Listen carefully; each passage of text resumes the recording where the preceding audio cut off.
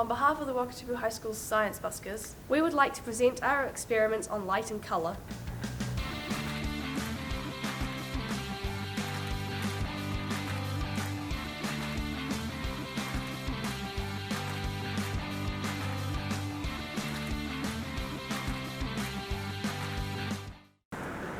Good.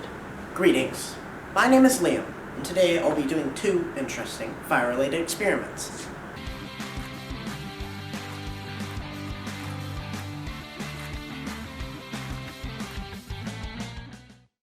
For the first experiment, I tried to safely set my hand alight.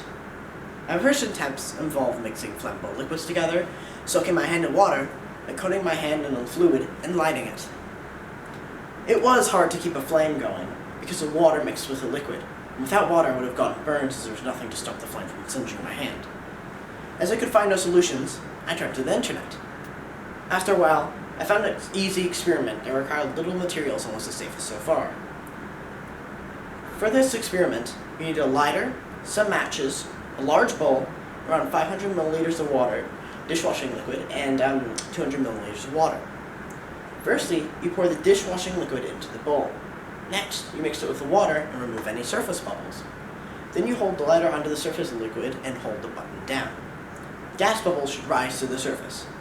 Wait until you have a handful of gas bubbles before moving on to the next step.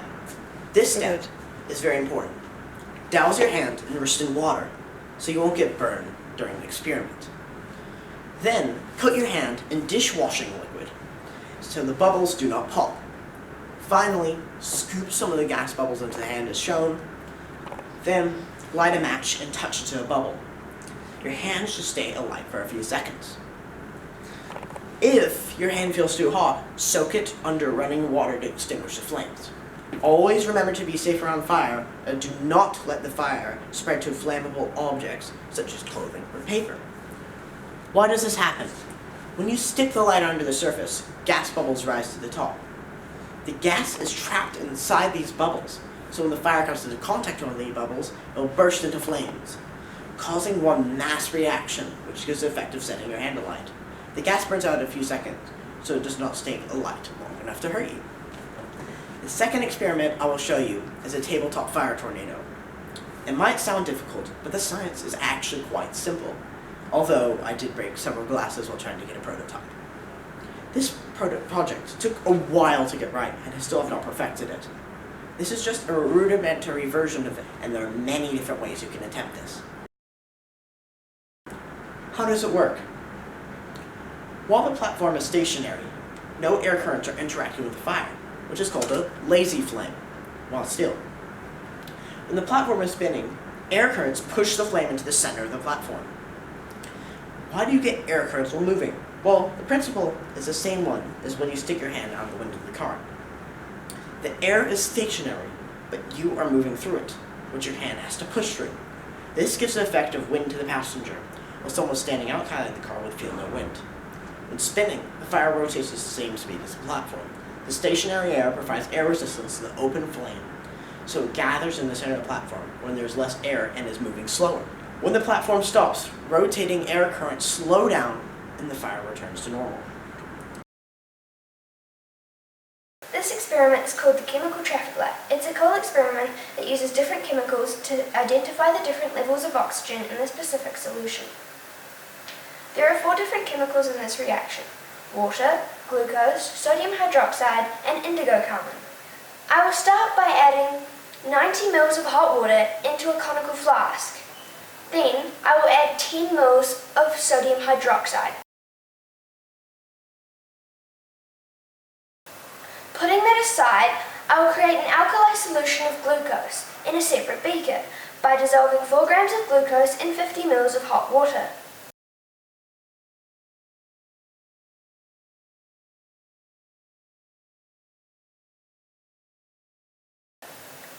Bringing back the conical flask, I will add half a gram of indigo carbon, which will then turn the solution bluey-green.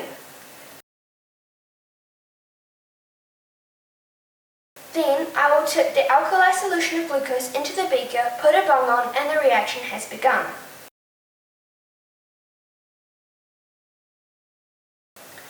Glucose is a reducing agent, which means it reduces the level of oxygen in specific solutions. This is usually a really slow process, so we add a catalyst to speed up the reaction. The catalyst in this reaction is sodium hydroxide. Indigo carmine is an indicator. It shows different levels of oxygen in solutions. Blue is its fully oxidized state. Red is the partially oxidized, and yellow is fully reduced, which is the opposite of oxidized. When you shake the flask, the colors go back the other way because the oxygen in the top of the flask hasn't been used yet. It gets mixed into the liquid, meaning that indigo carmine can show different colors. But if you shake it too many times, you've used up all the oxygen in the flask, and the experiment won't work anymore. Hi, I'm Fanine. And I'm Alice. We're going to talk to you about the fascinating science behind bubbles. First, we need to talk about the structure of bubbles. A bubble is made when air is trapped between two thin films of soap with a film of water in between, sort of like a water sandwich. The bubble mixture will stretch to form all kinds of shapes, but when it seals, the tension in the bubble's surface causes it to take up the smallest space possible for the amount of air that it contains. This bubble is in a cubic frame. The bubble now has to take up the least possible surface area while in a frame, causing the shape of the bubble to be square. When there is no air, the films which are on the frame join together. When a bubble is then put into this, it joins with the rest of the bubble mixture, but has air in the middle so that it has to form a shape around that.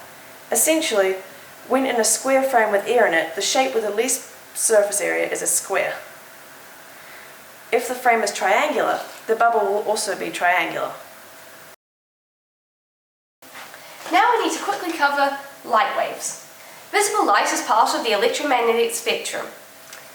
The different colours we see are due to the varying wavelengths of light. The wavelength is the distance between two peaks of a wave, literally the length of the wave. Violet light has the shortest wavelength and red light has the longest. Another important thing about light waves is the amplitude, that is, the height of the wave. Light waves of a higher amplitude will be brighter than light waves of a shorter amplitude. When light hits the bubble's surface, it does many things. Transmission is when the light travels through the soap and comes out the other side. This is why you can see through bubbles. Refraction is when light travels through the first soap layer and is bent as it travels through the water. It can either go through or it can go reflect off the second layer of soap. Reflection is when light hits either of the layers of soap and bounces off. This is why bubbles reflect what is around them. Interference is how the bubble has colour. Sometimes light waves hit the outer wall of the bubble and reflect backwards. Some other times they go through the first wall, hit the second one and then also reflect. Sometimes this can cause the light waves to occupy the same space. When light waves occupy the same space, they interfere with each other. When they interfere with each other, they add together. So if you have two waves in which the troughs line up with the troughs and the peaks line up with the peaks, adding them together will make a wave which has a higher amplitude than the two waves it started with. However, if the peaks line up with the troughs and the troughs line up with the peaks, adding them together will make a wave which has a lower amplitude, or it could even cancel it out completely. As the bubble wall becomes thinner, the distance between the outer and inner walls becomes smaller and smaller, causing the light waves to coincide and become darker. This makes the colours duller and the bubble becomes nearly invisible. The reason why there are different colours on the surface of a bubble is because interference causes some colours to become very bright, others to disappear completely. So the different thicknesses on the surface of the bubble are what causes different light waves to interfere with each other. And when the water layer is 1 molecule thick, a black spot can be observed on the bubble, and this is when the bubble is about to pop.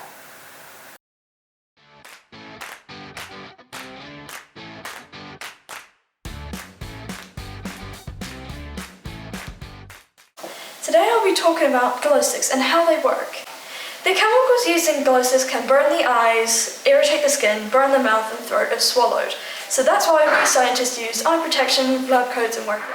Glow sticks are made up of two different components, the inner glass tube and the outer plastic tube. The inner tube in the glow sticks contain the fluorescent dye and the phenyl oxalate ester, and in the outer tube there is hydrogen peroxide. The two chemicals mix together with the dye to create a glow. When the two mix, they create two new compounds, phenol and peroxy acid ester. Peroxy acid ester is unstable, and because of that, it decomposes and produces more phenol. It also produces a cyclic peroxy compound, which decomposes into carbon dioxide. This decomposition releases energy to the dye. The electrons in the dye's atoms jump to a high level and fall back down, releasing energy in the form of light.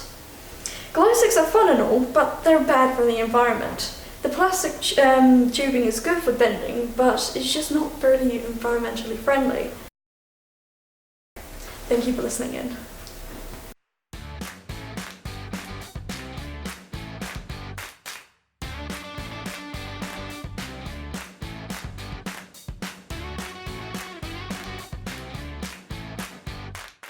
Flowers are all around us, in our homes, on display, and in their natural surroundings, nature. Humans and animals are attracted to flowers the majority of the time because of their colour and scent. Although with human and natural interference, can you change the colour of the flower? The answer is yes. But before we explain, let's enlighten you on the pH scale. A pH scale is a spectrum that ranges from 1 to 14 that identifies whether an object is acidic, neutral, or basic. If the colour of the flower ranges from red to a light green, then that means it is acidic, which means your substance donates in hydrogen ions. If it ranges between turquoise to a dark purple, then your substance is alkaline or basic, which means it donates in hydroxide ions. And lastly, if your solution is dark green, then that means it is neutral, which means it has an even distribution of hydroxide and hydrogen ions. The pH of the flower is determined on the soil that is immersed in. The ideal soil for the plant is a pH of 6.5 to 7.5, as too high or too low can cause the flower to be unavailable to nutrients, like nitrogen that needs to grow. If this is not maintained, plants will have adverse effects, which vary depending on the plant. Flowers are best grown at a pH of 6.5 to 6.8, which is slightly acidic, which allows the flower to have the best uptake of nutrients. If the flower is in an alkaline solution, that can cause magnesium and iron deficiencies. If this alkaline soil is not replaced to neutral or acidic soil, then this can cause the flower to die. There are two processes that happen for when a plant soaks up the nutrients: transpiration and capillary action. All flowers absorb water through some tissue on the outer stem called the xylem. The xylem is what transports the nutrients and water into all areas of the plant. Water moves up the stem like someone drinking out of a straw. This is the second motion. It's called capillary action. It's what helps pull up the water. Eventually, the top of the xylem tube becomes empty from the loss of water, which creates a vacuum, so the water rises up to the top, filling all the empty space. Sunlight can evaporate the water from the surface. All flowers with the original colour is because of the gems, or from the soil's pH, which is what we are trying to show in our experiment. If the flower is brightly coloured, then it tells pollinators to go pollinate those flowers as they reproduce. Carotenoids is a chemical which pigments red, orange and yellow petals. Belthanes have the pigment which colours the flowers red and yellow. And anthocyanins are the chemical which pigments red and blue petals. The reason why the plant in the basic solution died is because it was unavailable to the nutrients. So the plant in the acidic solution turned yellow to red as it was available to the nutrients. The flowers that are planted in the soil of 6.5 to 7 will grow and potentially change colour due to them being available to nutrients. It is good with the circumstances that we are living in today, with the rising levels of carbon dioxide being emitted into the atmosphere. This will ensure that most flowers won't become extinct. Thank you.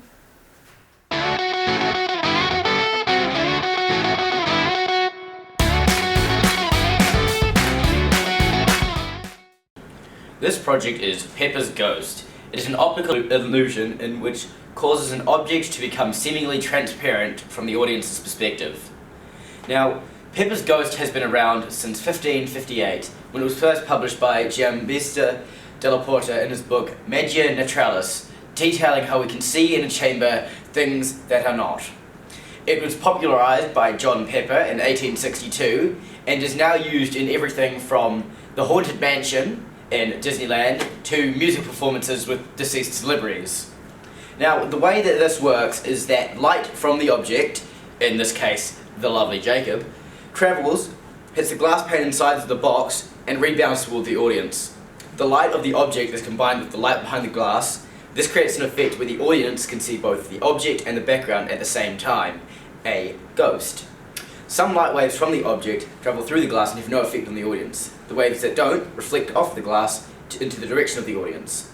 The same happens for the light waves from the background behind the glass. Some travel through to the viewer, the rest reflect and have no effect. The light waves from both areas of the stage combine to create a layered effect, making a ghost.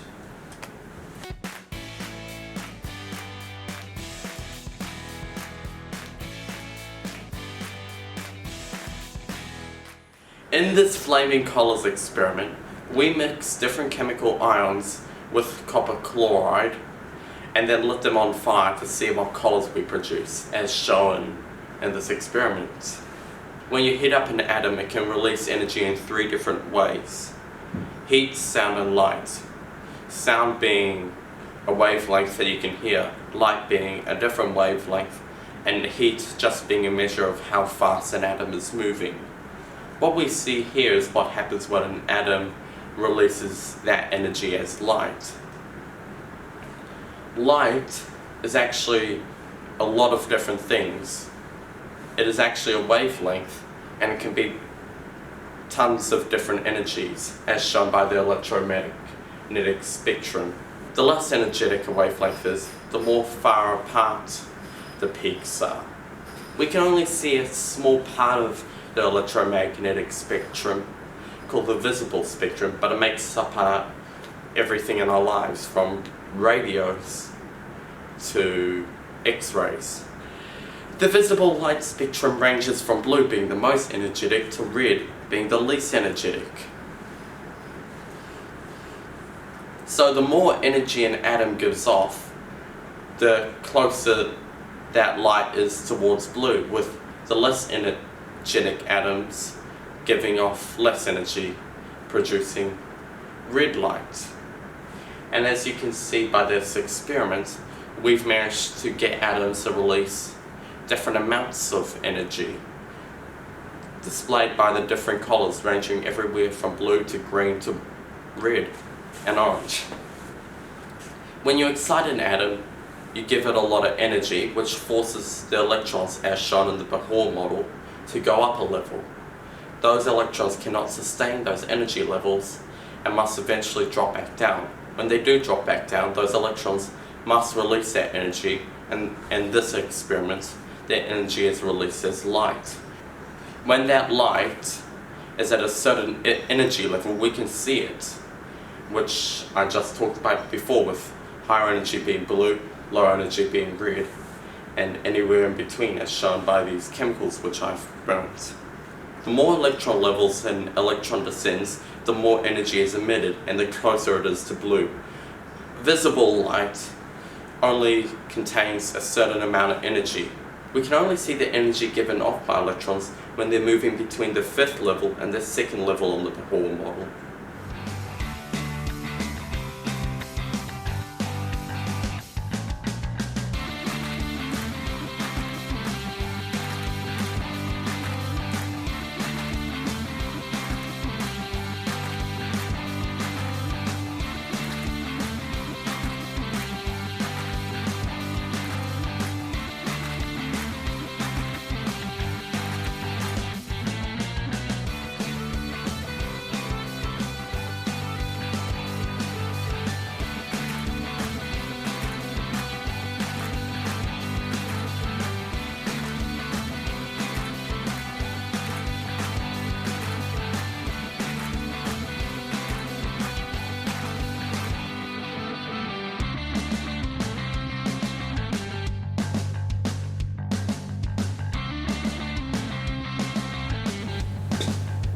Nope, that burnt out in the cold.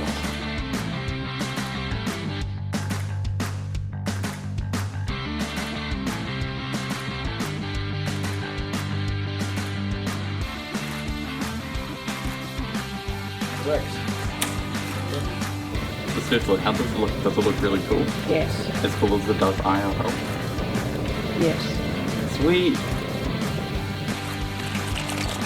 Really hot.